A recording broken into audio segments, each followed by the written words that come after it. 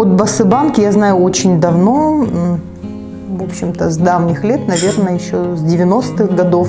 Вот этот депозит, который я открыла в 2010-м, я воспользовалась в 2021 году.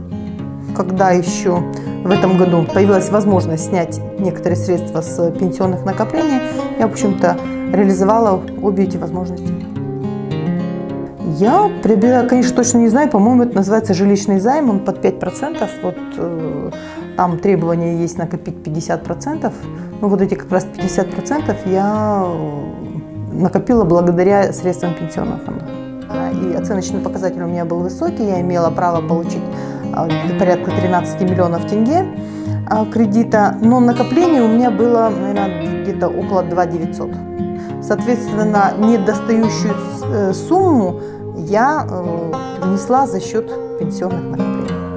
И плюс, как бы, квартира у меня стоит более 13 миллионов, я еще и остаток пенсионных накоплений использовала для полного выкупа. То есть я пенсионные накопления в этой схеме использовала 2 раза.